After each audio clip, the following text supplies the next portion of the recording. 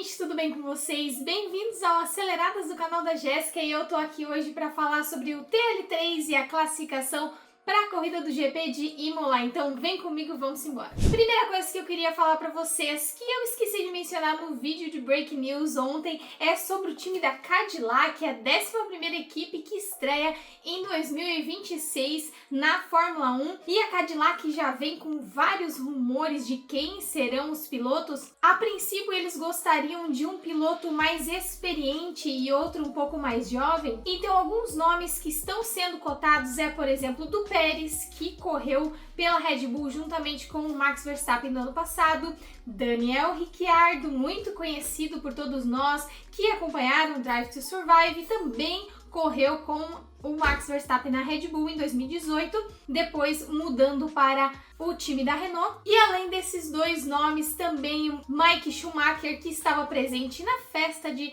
celebração da confirmação oficial de que seria um time de Fórmula 1 do ano que vem. Ele estava nessa festa de comemoração do time, assim como o Drogovic, que é brasileiro e hoje é piloto reserva da Aston Martin, também foi cotado, mas não tão próximo aí de conseguir uma vaga. Quem também está de olho, talvez até pedindo, tentando negociar, é Valtteri Bottas. Então, quem serão os pilotos do ano que vem? Esse time que terá, no primeiro momento, motor Ferrari, mas tem planos de terem o seu próprio motor para o futuro. E aí, quem vocês acham que serão os pilotos da Cadillac? Deixa aqui nos comentários para eu saber. Falando então do TL3, do Treino Livre 3, que novamente dobradinha McLaren, dessa vez ao contrário do que foi TL1 TL2, com Norris em primeiro, Piastri em segundo e Verstappen aparecendo em terceiro. Esse que é um circuito raiz, com a pista um pouco mais estreita, porque os carros eram menores do que são hoje, muito difícil a ultrapassagem, então faz muita diferença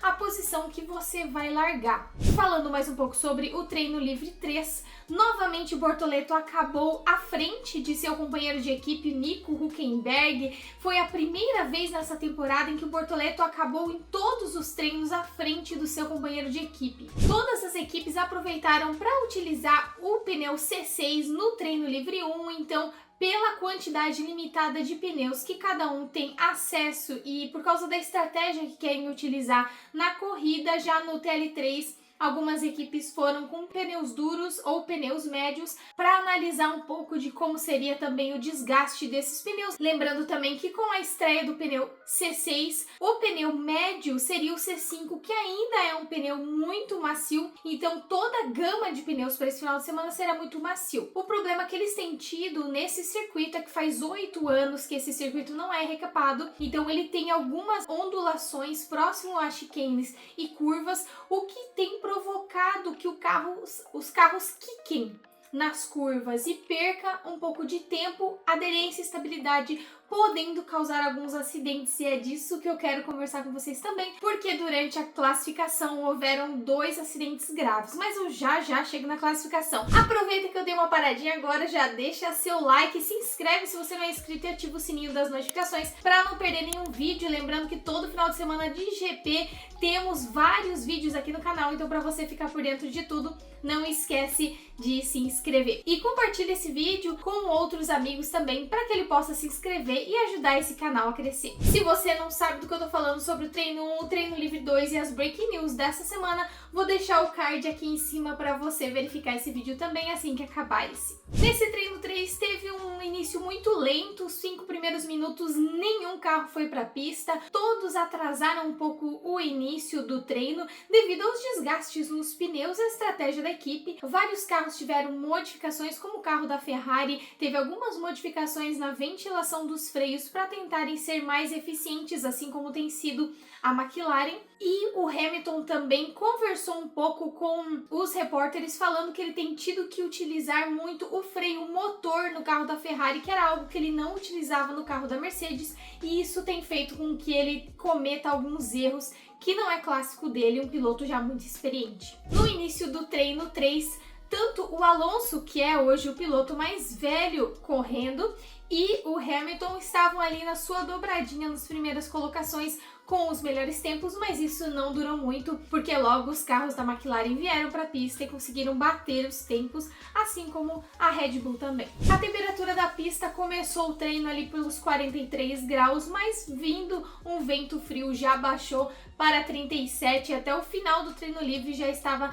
mais ou menos em 35 graus a pista, o que é bem mais frio do que eles estavam enfrentando nas corridas do deserto. Falando um pouquinho dos incidentes do treino livre 3, Hadjar ali estacionou na saída dos boxes e quando ele foi sair, estava vindo Carlos Sainz e ele quase colidiu com Carlos Sainz, faltando somente 22 minutos para acabar o treino livre, e o Hamilton esqueceu de uma curva, passou direto pela brita e danificou um pouco seu assoalho. Os tempos do treino livre 3 surpreendem muito, 1:14.897 para o Norris e final 9:87 para o Piastri, tempos muito melhores do que eram nos últimos anos e os últimos recordes desse circuito. Resumo da classificação no Q1, Bortoleto conseguiu um resultado muito bom, mas contou com uma volta deletada do Nico Hülkenberg e também de uma polêmica envolvendo o Berman, que terminou sua volta rápida já na bandeira vermelha causada pelo acidente do Tsunoda e demorou muito para ser decidido entre o Q1 e o Q2, até que eles decidiram então que passariam Gabriel Bortoleto e eliminariam a volta rápida do Berman, que então ficou em 19ª posição, não passando para o Q2. Mais um bom resultado do brasileiro, o segundo GP consecutivo que ele passa para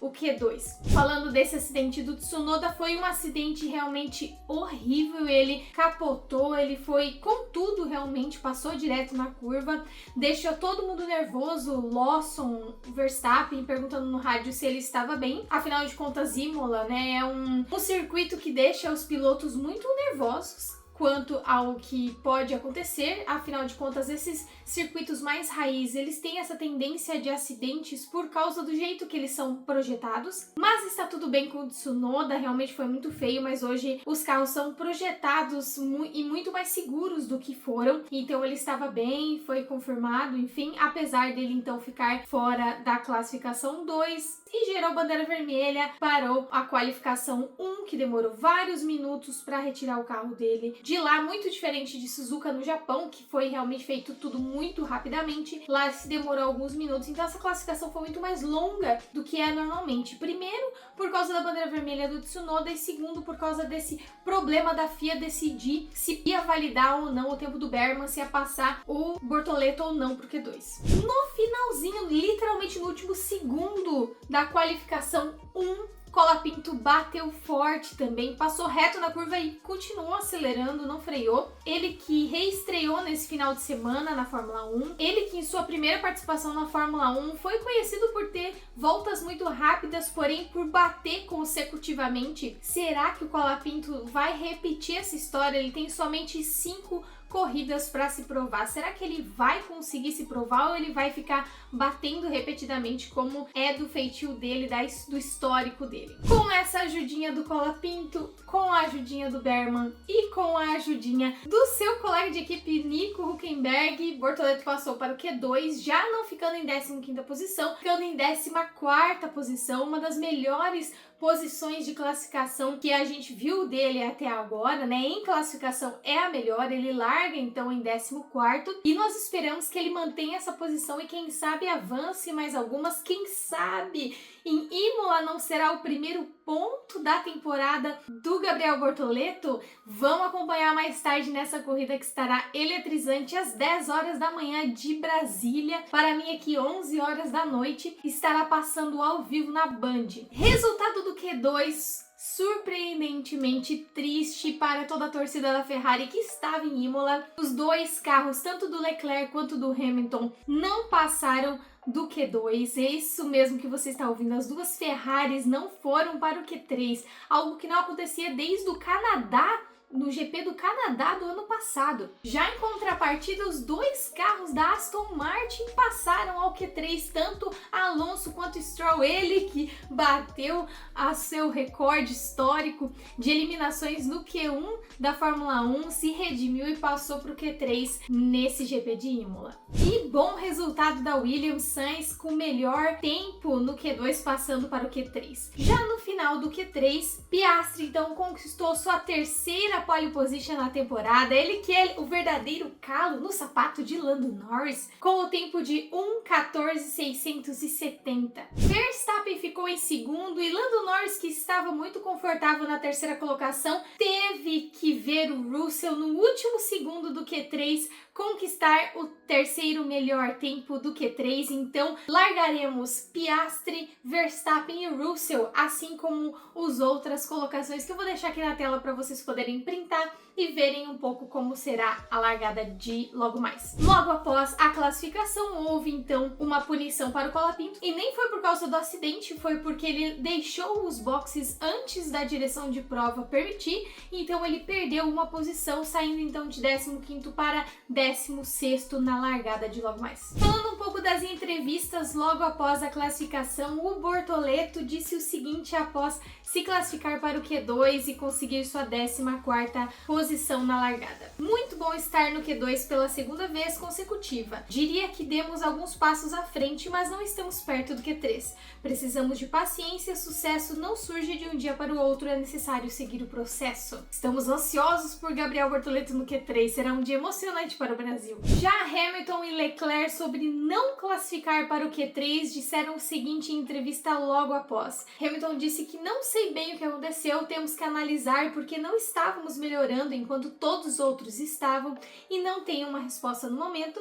Já o Leclerc, um pouco mais frustrado, diz que nada funciona no carro, isso é muito frustrante e espero que possamos sair desse impasse logo porque não temos ritmo. Hamilton, esse que estava muito bravo, batendo ali no seu volante, agora então descontando a raiva de outra forma, já que se você soltar qualquer ofensa contra alguém da comissão técnica da Fórmula 1, você pode ser multado. Diminuíram a multa para palavrões, mas contra qualquer ofensa e qualquer coisa, um comissário da Fórmula 1, você pode ser multado e penalizado em posições no grid. E até os memes já surgem de que Verstappen talvez largará atrás de Bortoleto devido a isso. Em entrevista do Verstappen também logo após o Q3, ele disse o seguinte: tudo estava indo muito bem, mas foi difícil manter os pneus mais macios vivos. Perdi a aderência, mas o foco está na corrida. Hoje não foi um bom dia para nós. Imagine se fosse em segundo no grid, imagine se fosse um bom dia para esse Verstappen com esse carro. Fazendo comentários aqui sobre o carro da Red Bull,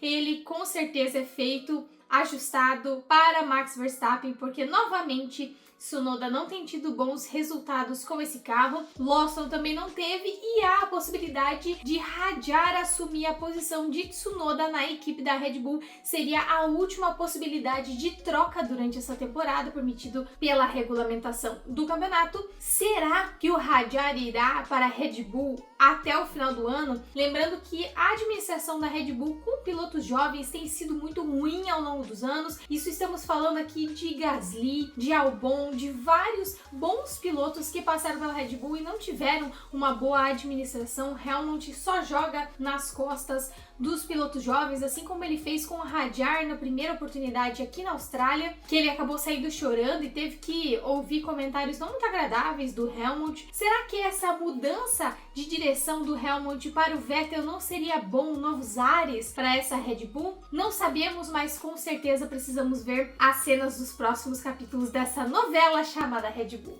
E aí, qual o seu palpite para o final da corrida de logo mais? O meu palpite é que acabe tudo como está, Piastri em primeiro, Verstappen em segundo e Russell em terceiro, mas quem sabe Norris possa surpreender já na largada. Alguns acidentes podem ocorrer, não tem previsão de chuva, então estaremos dependendo dos pilotos acertarem as curvas e fazerem seu bom trabalho. Deixa aqui nos comentários qual você acha que vai ser o pódio no final da corrida de logo mais e eu te vejo com o resultado da corrida, comentários e repercussão na segunda-feira. Um beijo, te vejo no próximo vídeo.